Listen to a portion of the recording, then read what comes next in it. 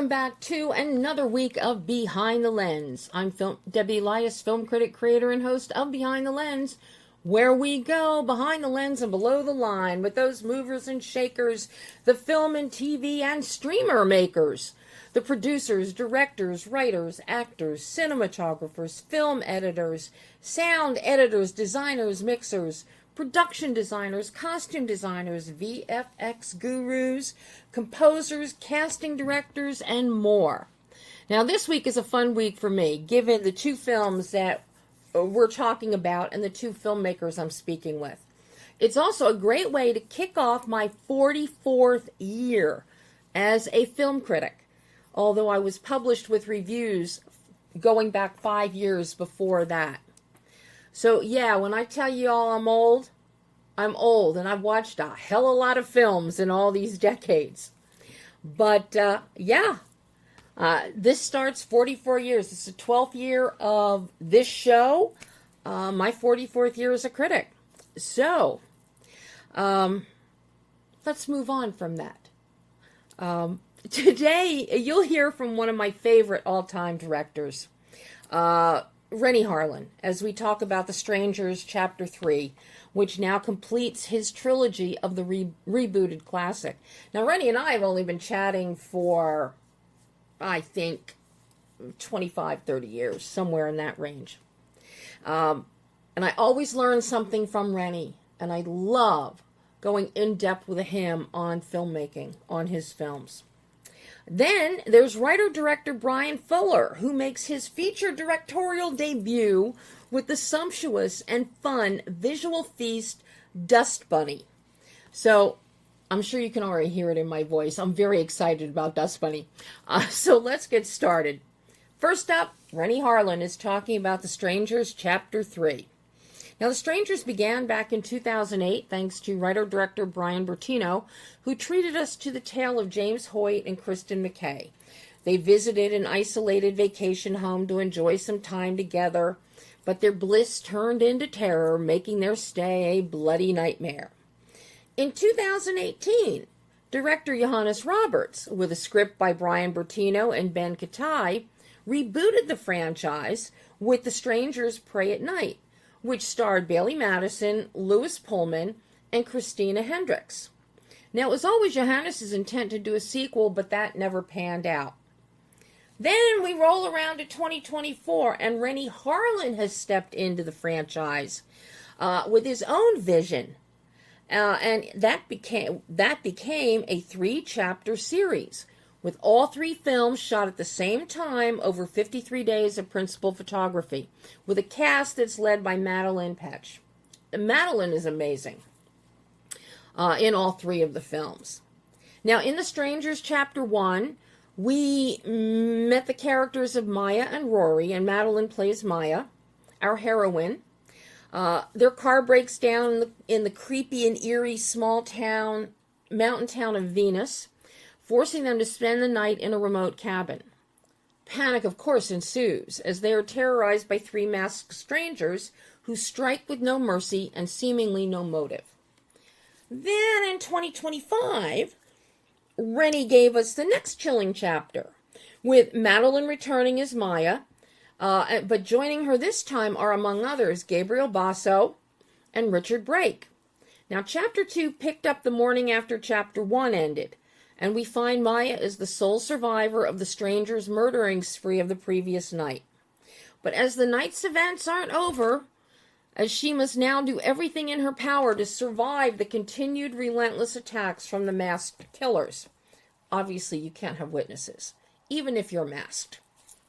The film expanded from just a cabin to the town as a whole and the forested areas, becoming very physically intensive for Madelaine, very tactile, very visceral, relying extremely on incredible cinematography that just blew my mind then. It blows my mind even now.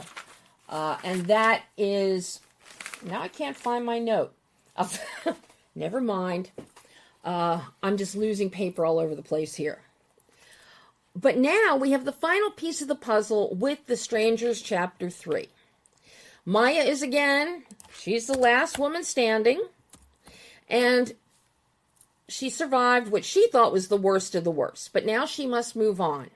It's the morning after the night before. But how does she move on?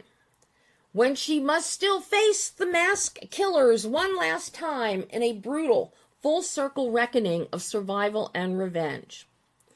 This final chapter is different than the two earlier chapters in that this is very internalized. It is psychologically internalized, not only from Maya, but we learn more about the scarecrow and the guy behind the mask, who is the one who has been terrorizing and murdering and bringing others into his cadre, as even the mass killers have been getting killed. So it's very observational from our standpoint and from Maya's. She does not have much dialogue at all in this film. She watches. She listens. She's held captive again. But she's trying to absorb all that has happened while trying to understand the psyche of these masked psychopathic murderers. Where lighting and lensing were the key tools in the cinematic toolbox for Chapter 2, sound becomes all important with Chapter 3. And Rennie does not avoid silence. Silence is extremely chilling. And that's what Rennie and I focus on in this exclusive interview, because once again, they only gave us 15 minutes of time, and you can't really do an in-depth analysis on the whole film. So we honed in on sound in this interview. And yes, we both complained again about the brevity of time.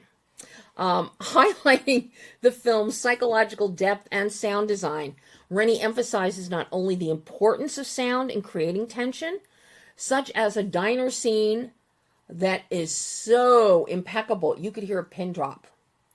And of course, poor injured Maya. She stumbles into some underground tunnels that must be at least 100, 150 years old in this old lumber town. You could tell that lumber was the primary business there at one point. And of course, lumber mills and all in many areas of the country have closed up over the centuries. But the sound is so specific. The mix is so well done. You can hear the limp of her one foot on her badly injured leg. And then the slight reverb in this stone tunnel. It's really, the sound is just, design and mix is fantastic. But Rennie also describes the meticulous process of creating sounds and creating the sounds that he envisioned for this film.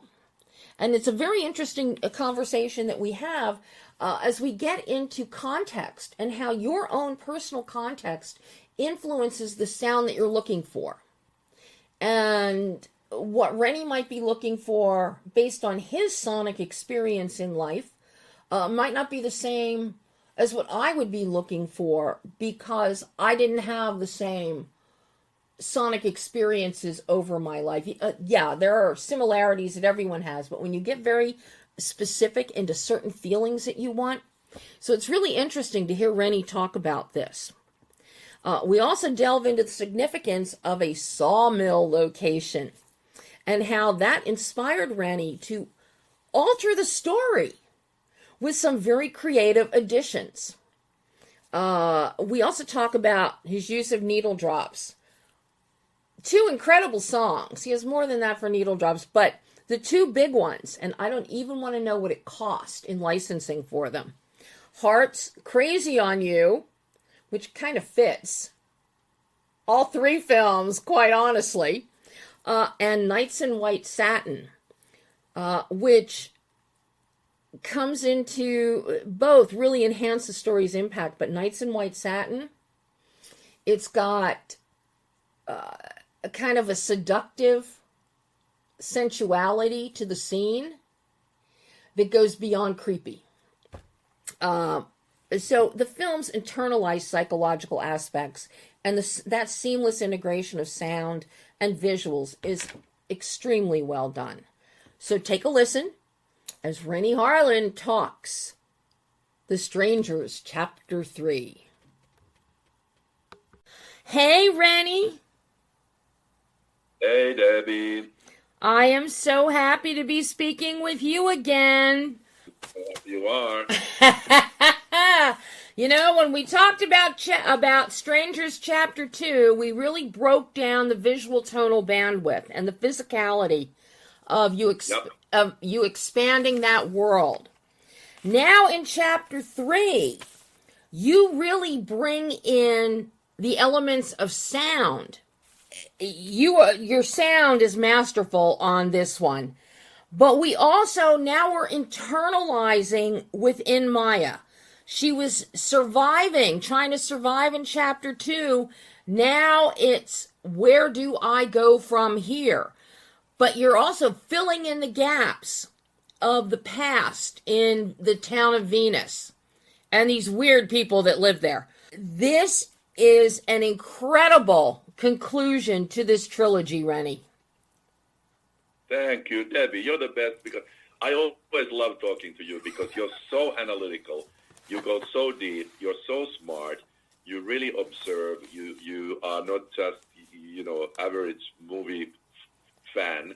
You're like a real cineast, and it's such an honor to hear the things you say. Oh, well, I've learned so much from you over the years, Renny, and all the times we've chatted. Talk to me about your approach for Chapter 3.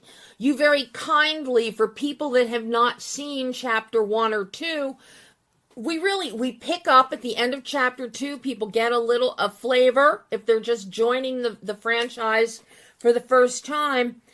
But then you go full forward, and then you give us some very key elements of backstory, going back to the youth of Greg, our scarecrow, who everybody knows by now. The scarecrow is named Greg, so it's not a spoiler.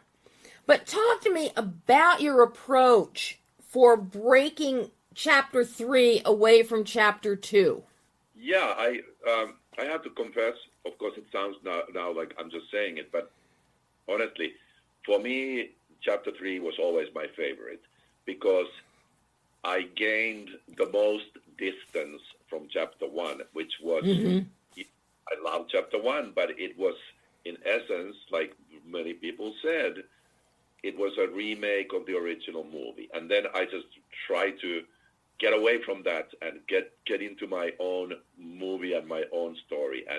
And the Chapter 2 was the bridge that took us to Chapter 3, where we can really go full blast payoff with the psychological journey of Maya's character and what the strangers are all about without ruining the mystery, but revealing some interesting signposts about who they are, where they come from. And to me, this chapter was always going to be the most precise and most quiet and most controlled of all of these. Doesn't mean that crazy stuff doesn't happen and there are really, really twisted, dark, violent sequences in this movie, maybe in certain ways more than in any of the other chapters. But at the same time, it is quiet and precise and very psychological. And like you mentioned, I think that sound plays a big part in it. Of course, the visuals as well, but sound, the quietness, the lack of sound, and then just little bits of sound and bigger sounds like the engine of the truck, the stranger's truck, which plays a very central role in this movie. All those things, I try to design them very carefully, and with that in mind, that this movie should be a satisfying conclusion, not just another sequel, but really a payoff for people who have been patient enough to watch these three movies, and also to those who might be new to this, that it still would be an interesting character study of a young woman who refuses to be a victim, even if she's been through hell and back. Well, you definitely achieved your goal, Rennie. As much as I loved chapter 2 and the visual, visceral nature and and everything that Jose brought in with lighting and lensing, this one, I love the internalized psychological aspect of it, as we're now getting to understand exactly how everything transpired, how things have manifested. The Strangers also, it becomes a double entendre in itself as a title with the structure here. But I want to dive into the sound a little more. Your sound editor, Dave Barber, your re-recording mixers, Ben Zari and Dave, the sound is just impeccable. I love when you strip away the sound and we have nothing. You've got your diner scene where Maya's sister and brother-in-law show up. You could hear a pin drop in there. That is scary as hell. When you have that, it's very Hitchcockian. It's scary as hell. Similarly, when we are in these incredible underground tunnels and Maya is walking, she's injured. I mean, she spends the whole third chapter and part of the second limping because she's so injured, the poor girl. But we hear the limp in her footstep. No other sound, but we hear the limp in her footstep. All of this just fuels the tension and the fear of what's unfolding here. How many passes did you do with your guys on the sound mix? Oh, I mean, again, you're such a connoisseur and such an expert on these things. I could listen to you forever. It's like, oh my God, Debbie, you're like the best therapy for me. I'm glad. Because we go through so much, to do this stuff, and with every detail, we care about everything. And it's, we know that your average moviegoer, might not notice 80% of the things we do, but at the same time, they might affect them subconsciously in just the way we intended to be. But then to hear you point out these things, and these poor sound guys, we beat the crap out of them.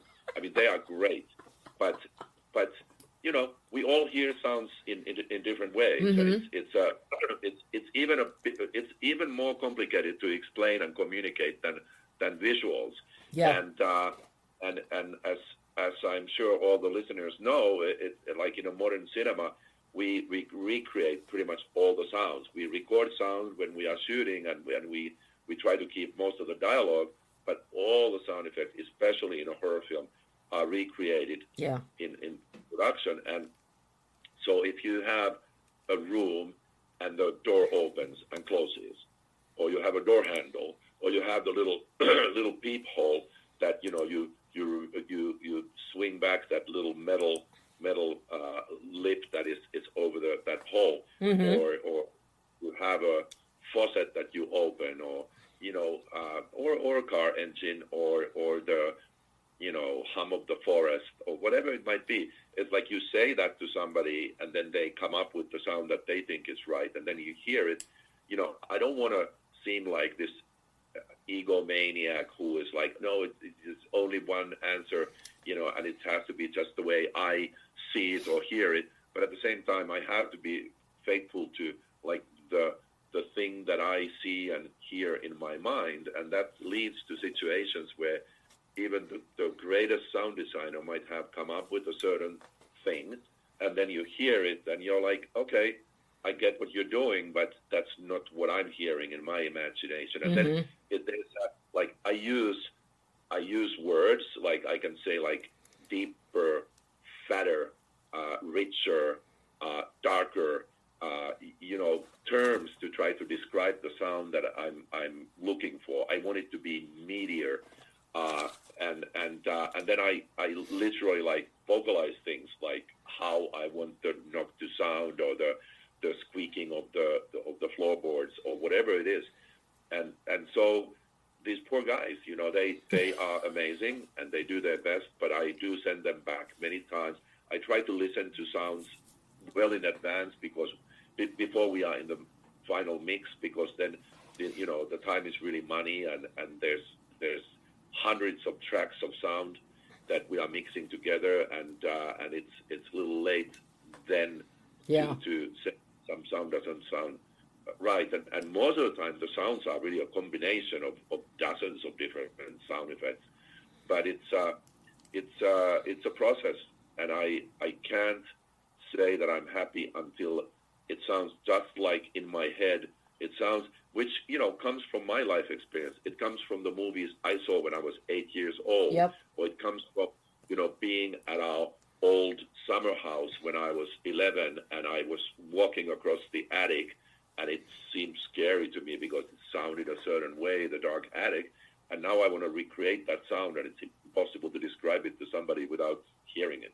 Yeah, you need that auditory context when it comes to sound, and as you say, not everybody has the same context. And here it's like, I have to say, yes, the engine of the truck, critical with sound. Maya dragging her one injured leg, but we get to the sawmill. Rennie, you and the guys outdid yourselves in the sawmill when all that machinery turns on. Because this isn't just like a wood chipper you might have in your backyard. This is a whole sawmill with all the accoutrement of how you break down logs and everything else, and what you put through these spinning grates. Absolutely incredible sound with the sawmill. Thank you. We put so much work into that sawmill. I love that location. It's one of my favorite locations. And it's also the production design in that location and within the sawmill itself. Absolutely phenomenal. And I love your color in there, because we have bright red blood that is spewing around as it does throughout the film, all three films. But then you also, because the equipment is so old and nobody's using the sawmill anymore, you've got that rusted color. So blood and rust kind of all melds together very metaphorically, as akin to what's been happening in this town of Venus for all these years. And that I just thought was so spectacularly interwoven there. Your thought process, your deliberate thought process here is just outstanding, Rennie. Outstanding. Thank you, Debbie. And that reminds me of because you talk about the history and the rust and all that. There's one detail that shows you the process, which is, as we got that set ready and everything was there, and we come there in the morning to start shooting and putting it all together, and because of all that rusty equipment, and because that feeling of history and the history of the strangers, and this being a central location, that we now realize that this is maybe how they were able to keep doing this, because they disposed the bodies so that nobody ever saw anything. I came up with this thought as I was there. I was like, oh my God, it would be so great if we had some of the belongings of the previous victims. We could just, without a word, just visually tell people the history of what they've been doing. And so I go to the props and wardrobe and I say, do you guys have some stuff that we can put here, like some old shoes, some jewelry, some watches, like any stuff that could have belonged to somebody, and it's now here, it's left here. They, before they put the body through the chipper, they, just save some of these things as kind of souvenirs. And then, in half an hour, they put all this stuff together, and I picked and chose things and put them out there and shot them. And it just, to me, it became a very intricate part of that set and that story. It absolutely did. I know they're texting me that we need to wrap up already. They never give us enough time. But I have to mention your needle drops. Heart crazy on you. I started laughing. That was so perfect in that scene. And again, your sound with the truck revving and the tires on the gravel roadway. And then Nights in White Satin at that hour 14-minute mark. That scene is so chilling, and it really makes you think and wonder, what the heck is Maya doing? It is just spectacular. Those needle drops really are bullet points in this film. I love it. Thank you. We worked hard. You know, these were songs in our minds right from the get-go, but we had to really work hard to be able to get them, get the studio to pay for them, because songs are always expensive. And I felt like it was a great victory. We wanted to just juxtapose these images, these sequences with this music, because the music does so much, and it's not like we didn't want it to be cheesy and obvious and stupid and silly and so on, and use it as a crutch. We wanted to use it as a juxtaposition of really, in a chilling way, emphasize of what's going on in the story and in the psychology of the characters, and based on what you say, it sounds like it worked. I think it definitely did. Renny, another job well done. I hope I get to chat with you next about Deepwater. You will. It's coming out May 1st. Oh, my God. I'm so happy. I am not going to accept anything but yes from you to discuss it, because that's another movie. I bled my heart and soul into it. I will tell them we have to talk for an hour, because I want you to analyze the crap out of it for me. I will gladly do that for you, Renny. I will. Awesome, Debbie.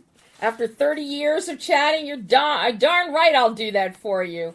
Renny, thank you. Thank you so much. And another job so well done. A perfect ending to this trilogy.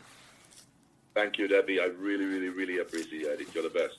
Thanks, Renny, and you go have a great rest of your day. You too. Take care. Bye-bye. And that was Renny Harlin discussing The Strangers Chapter 3, which is in theaters this Friday, February 6th. Go see it. I know a lot of people missed out on Chapter 2. Reviews were mixed on it. The beauty of Renny's films, watch them and understand the psychology behind them and the intent and motivation behind what he sees and does from a story and thematic viewpoint. But I think that this is a perfect conclusion to this trilogy.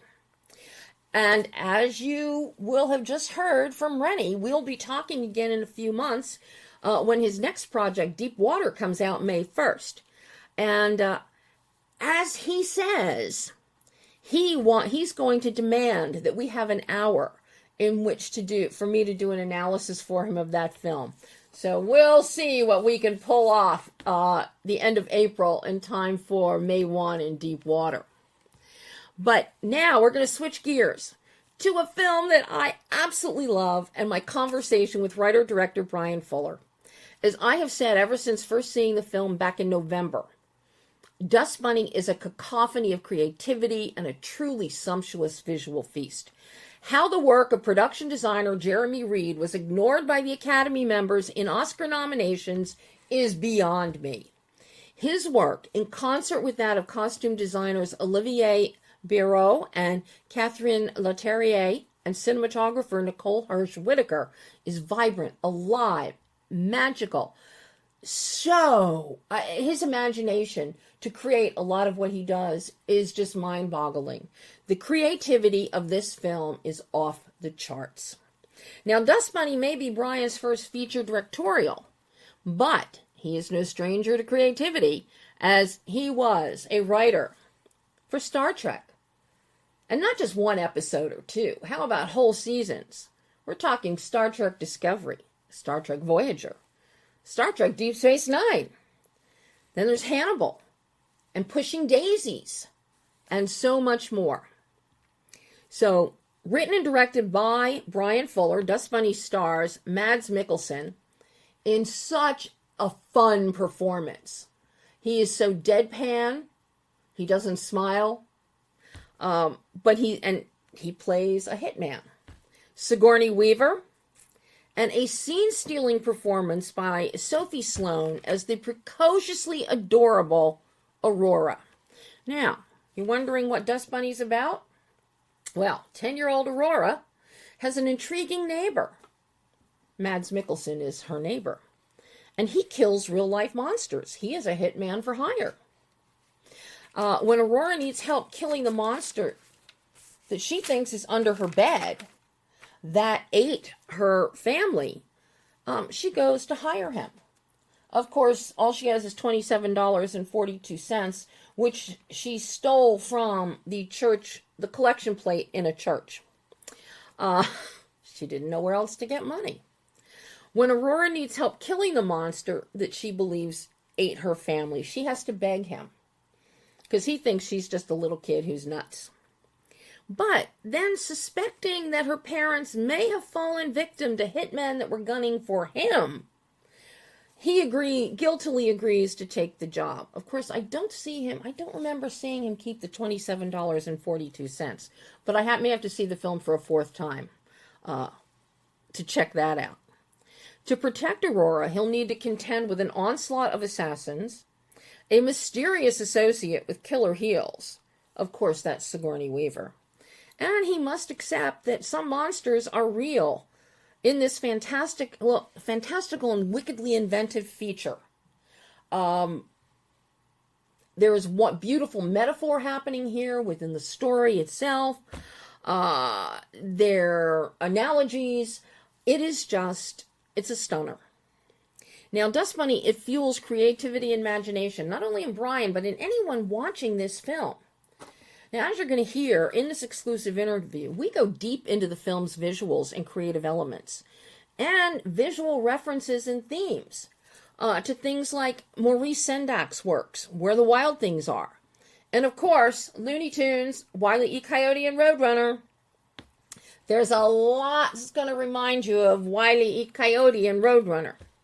Now, emphasizing the importance of imagination and creativity, Bryan also discusses his own childhood influences, which come bubbling forth here, giving lots of love and praise to his collaborators, notably many of whom are women.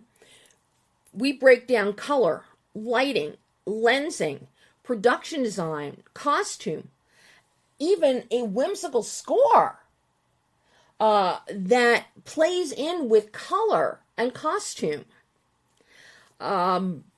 It's just fantastic, but everything is designed to maintain Aurora's POV, a little 10-year-old's POV, and lots of things that are coming up under the floor, under the bed. And we also have a few thoughts on the film garnering an R rating versus a PG-13, which I believe it should have been, because this really it's a fun film for the whole family. Kids will love it, because of the imaginative visuals and the story. Who doesn't want to ride a brass hippo ottoman with a stick pony as their paddle up and down the hall of their house, of their apartment? I'd want to. But, how can you not want to see a film premised upon a little girl hires a hitman to kill the monster under her bed? That right there, I'm sold. So take a listen as writer-director Bryan Fuller takes us through Dust Bunny from inception to all of its visual splendor. Well, Bryan, I have to tell you, I am so excited to get to speak with you about Dust Bunny. I had wanted to talk to you for the theatrical release, and that fell flat, so I'm happy that that someone could circle back to me now, because I have to tell you, I am in love with this film. It is a sumptuous visual feast. It is, quite honestly, a cacophony of creativity on every level. Thank you.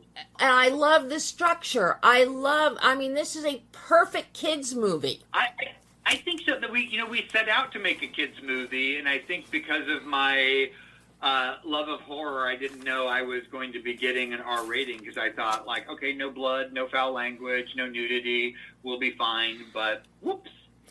MPAA missed the boat on this one. A PG-13. Not so. Because this truly, as I'm watching this, all I kept thinking was Roadrunner and Wile E. Coyote and Looney Tunes. Well, thank you for saying that, because we said Looney Tunes so often with regard to the violence. And that's why I was surprised that we got an R rating. It was really the toothbrush that got us the R rating. But there's something about those Looney Tunes films growing up, or the Looney Tunes stories growing up, that are so violent, that are so over the top. And we kind of became inured to that level of violence and forgot that we're waking up in a new era where everybody is sort of helicopter parenting and terrified at their child being exposed to anything out of the ordinary, that they forgot to just let them have fun. I equate Dust Bunny, especially with your visuals. This is like Maurice Sendak on thank you. On crack. It is vibrant, it's alive, you've got monsters, some are good, some are bad. Aurora, you look at her stuffed animals, they're all monsters. They all have great big eyes. The design of our monster under the floor, our Dust Bunny, quote unquote, very Maurice Sendak. Thank you. I love Where the Wild Things Are. I love the design of those monsters. And I love any story that gives credence to our imagination and allows imagination to become physical and real. And I hate in a story when you think that something is real and you say, no, it was just in their head. That's always heartbreaking to me, because I'm like, I understand what's real and what's not real. So in a movie, I want everything to be as real as it possibly can, because where else are you going to be able to experience that? That's just it. And, one of the great things about Dust Bunny is that it lays the groundwork. It sows the seeds of creativity and imagination. And that's something that is so lacking today in the younger generations that are coming up. They have, their sense of imagination and creativity has been squelched. It's like, okay, just go to an electronic device and it's just going to do something magically for you. It's going to do your AI pictures and all. No, do this tactile. This is very tactile. I mean, you just are brilliant, Bryan. For my money, you're brilliant. Oh, thank you. I think I had the blessing of growing up in the 70s and 80s, where we didn't have a lot of parental supervision. It's also sort of like the dawn of cable TV, where there were things on your television that were R-rated and not suitable for all audiences, but all audiences had access in a way that we weren't so strict with what we were consuming. And I remember there were so many perceptions of my love of horror as a child. I was obsessed with Fangoria magazine, and so many teachers, so many adults told me that it was sick, that it was inappropriate for me, and I just couldn't wrap my head around what their problem was, because I was getting so much joy from being exposed to a wide variety of horror stories. Not only did I get a lot of the Disney gateway horror with the fairy tales, Pinocchio, Snow White, Cinderella, all have elements of cruelty and horror in them that, for some reason, because they're animated, felt less threatening, but I was seeing all of those movies alongside Black Christmas with Margot Kidder and Olivia Hussey.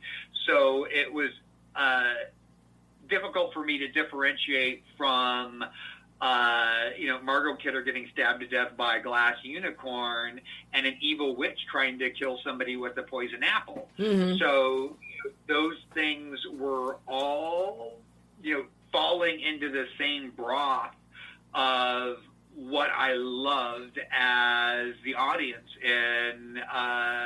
for a story. Mm-hmm. The very first film I ever saw was in the early 60s. I was 4 years old, and with my dad, I watched the original Nosferatu. So, That's a great one. Very first film I ever saw, and then shortly thereafter, what do I see? Walt Disney's Babes in Toyland with Tommy Sands and Annette Funicello. So, for me, watching Dust Bunny is like the best of both of those films rolled into one. Oh, thank you. I think there's something about, whether it's, Babes in Toyland or, Santa Claus versus the Martian. Oh, yes. These like the Babes in Toyland with the weird sewer scenes and, by the canals, if I'm remembering correctly. But all of those, there were so many kind of scary elements to these stories that I feel like we've evolved past the tolerance of, so it's a little scary. So there's a spooky scene in this movie. And those things kind of like peaked in the 80s with all of the Amblin horror films. Mm-hmm. They were gateway horror films. But I remember seeing Indiana Jones in the Temple of Doom, and when Mola Ram pulls the heart out of a guy's chest and it sets on fire with the power of Kali, I was giddy. And I was giddy in the Goonies when the Fratellis were murdering people left and right and the kids were running for their lives. I loved it because you have this fabulous Dave Grusin score accompanying horrific images, but it all has a click in its heel and an energy that makes it a safe place to be scared. And I think we forget that theaters are a safe place to be scared, and our living rooms are a safe place to be scared. And there's so many real scary things in the world that if we allow ourselves comfortable horror in safe situations, it does give us a little bit of armor to face the real horrors of the world and navigate them through the magic of storytelling. So I'm curious, Bryan, where did the idea for this story arise? Did you have bunny slippers as a kid and you had them under the bed? Did they come to life at night? Where did this story arise? Because it's a fun story. Well, it started as an Amazing Stories episode, and we were working on this television series that was all about love letters to Amblin movies of the 80s. So many of them gave me horror. And as we kind of like built out the premise of a little girl hires a hitman to kill the monster under her bed, the notes that we got from Steven Spielberg were all about how is this monster synonymous with Aurora? How is it personal to her story? And we kind of like talked about the one-line plot synopsis, and he was like, dig deeper on Aurora, dig deeper into what connects her to the monster, why is the monster part of her, and how is that going to be the thing that she has to live with in a way that makes it Spielbergian and also unique to the Amblin brand of what he was doing in the 80s with those high concept storytelling, whether it's E.T. or Poltergeist. There's something about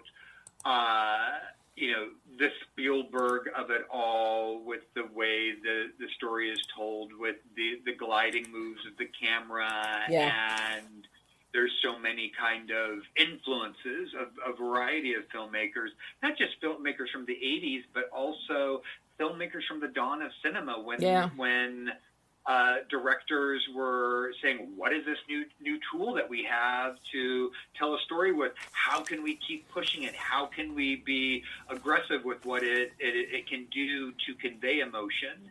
And so there was, a love of early cinema and the aggressive cinematic qualities of what was happening with the camera and in the 20s and the 30s of the last century, I should say, 100 years ago.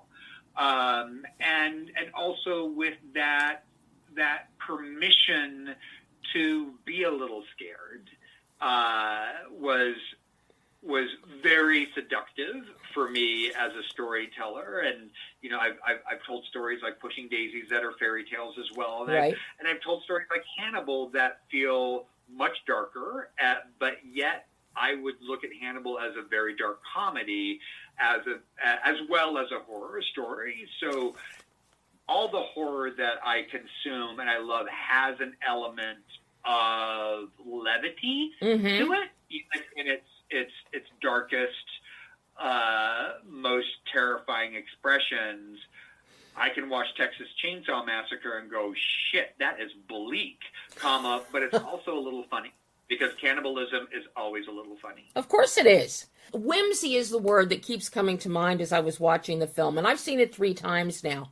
So the whimsy in here, and I'm glad you brought up the cinematography, because Nicole does a beautiful job with the lighting and the lensing. You're working for a big part of this film in a narrow hallway corridor. You've got some great stuff happening in the gilded elevators. The lensing, it's just beautiful. It's rich. It's vibrant. There's a lot of Dutching. I love the camera rotations. I'm seeing some of those gliding movements that remind me of like Saul Polito's work with Michael Curtiz. Wow, thanks.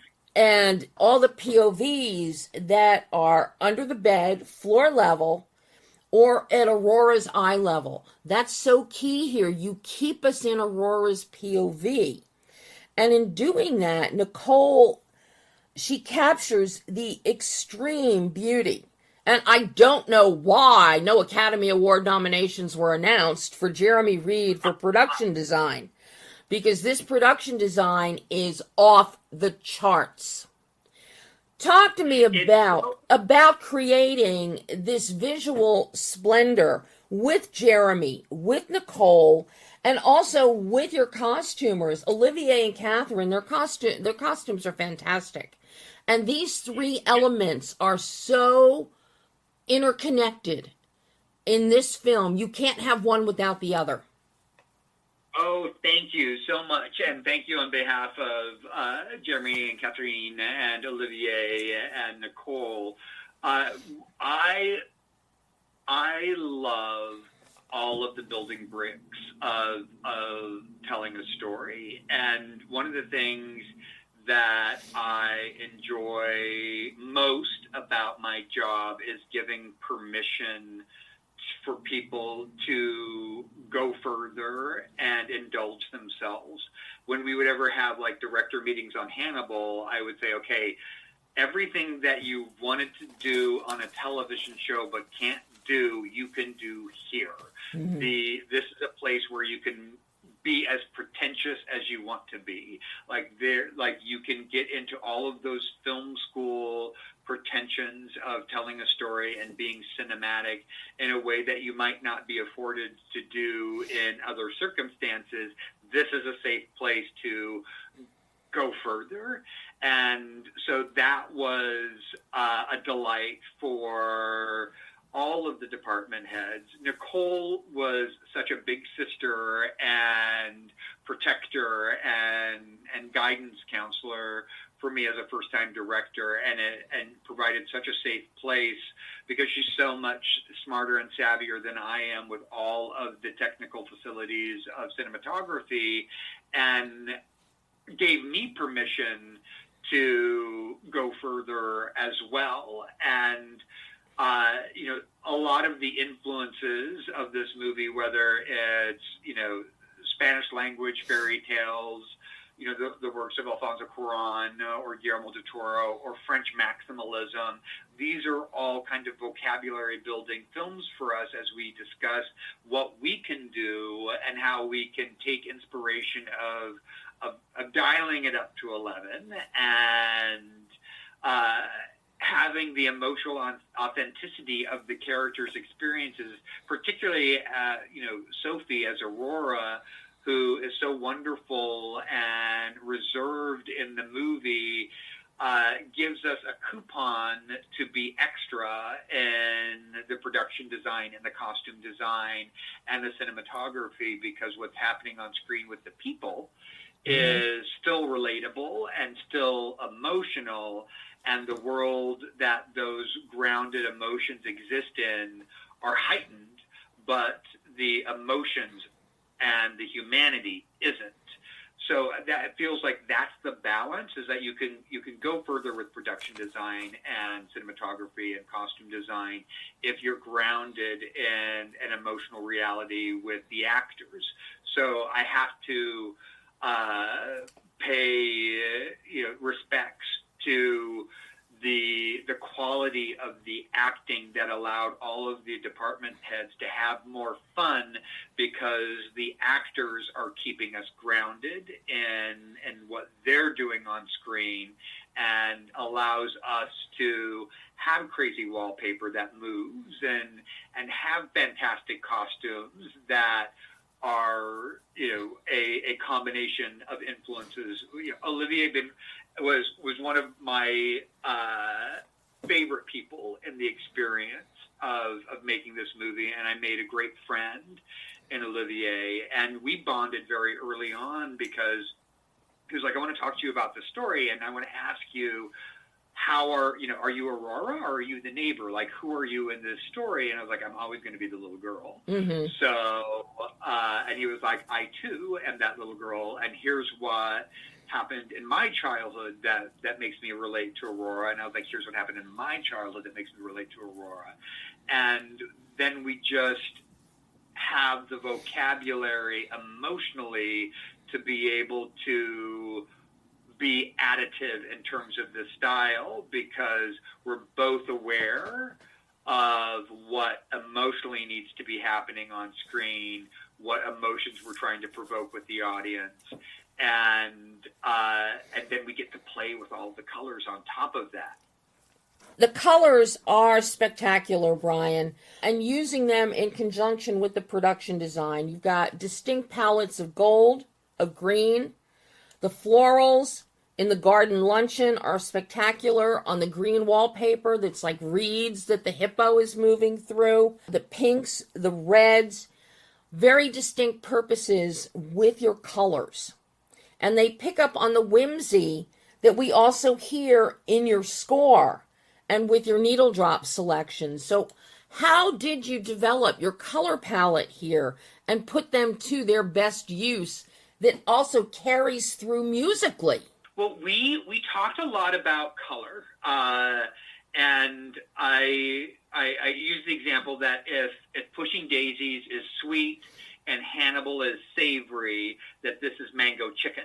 So It needs to be both sweet and savory. We talked a lot about artists like Mark Ryden, who use pinks and greens in such an interesting way that are subversive to the context of the paintings, and horrible, strange things will be happening, but they're in pinks and greens, so your brain's like, am I comforted by this horror? And I think that the colors give you permission to experience the horror of the story in a less confrontational way, because it's all candy-coated therapy, for lack of a better example. Mm-hmm. And I am a big fan of film music, and I loved collaborating with Isabel Summers on this score. And what was so interesting about our collaboration is that there was a little bit of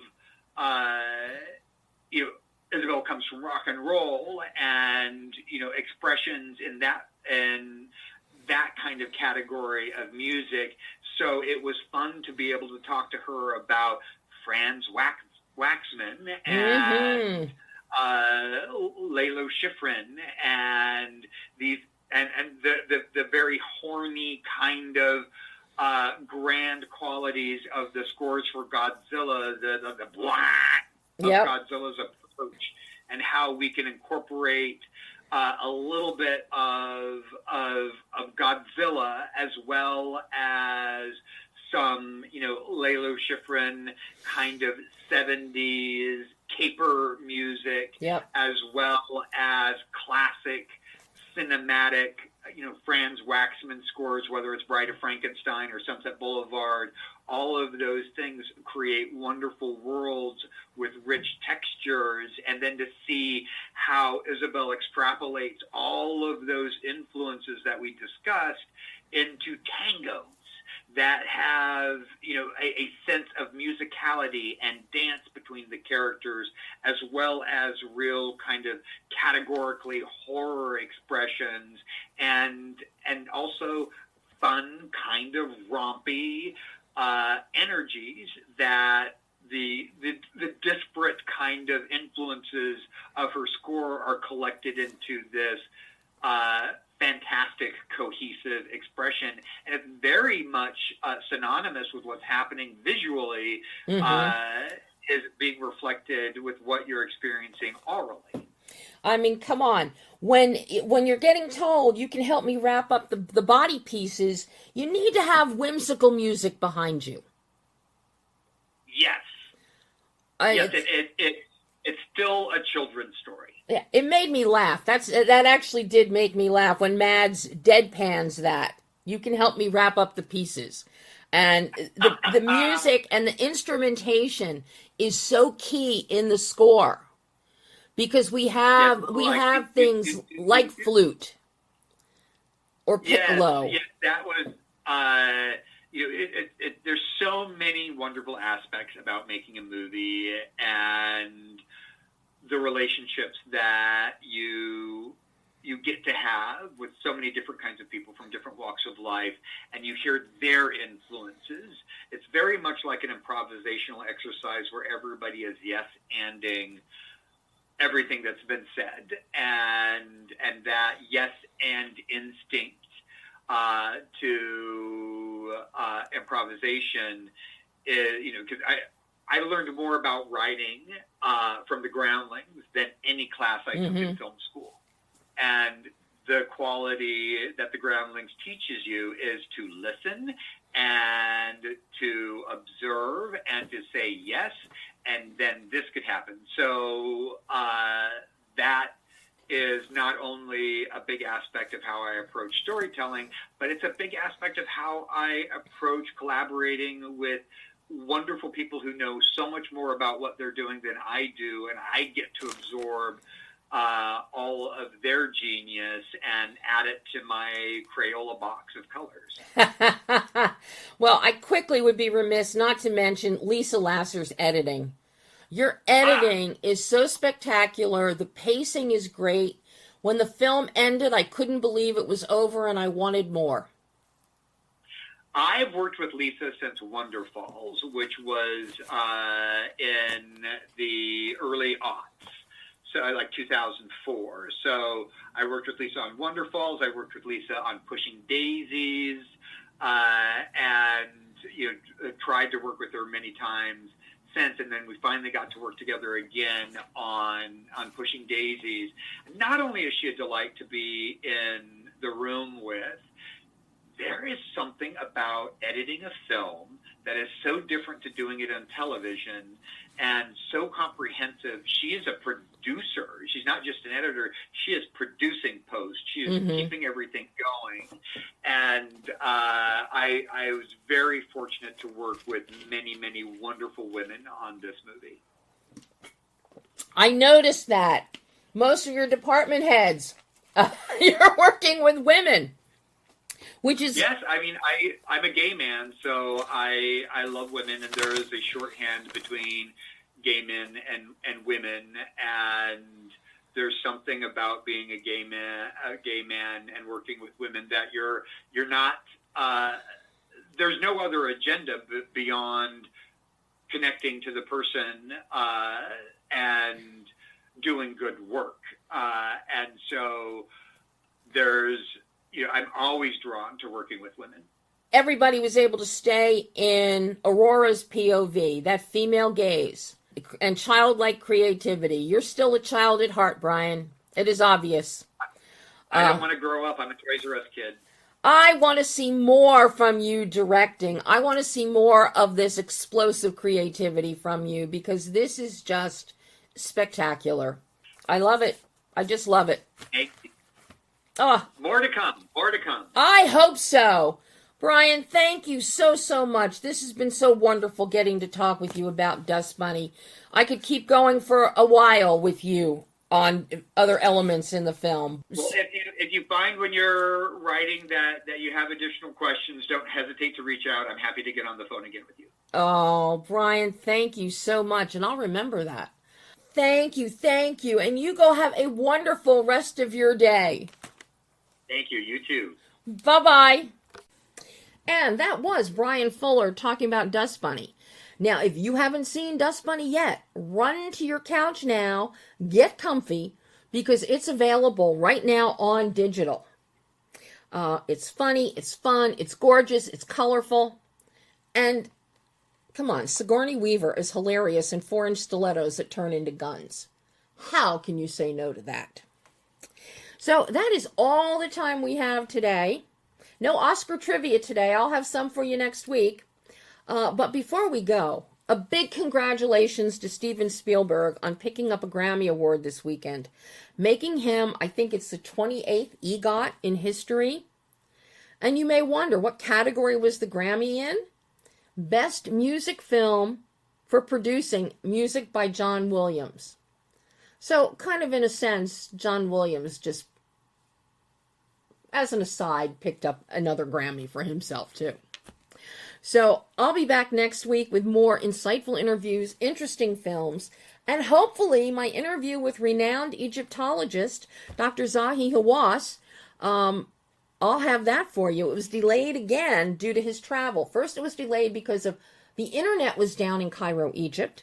We rescheduled it, but then he was traveling.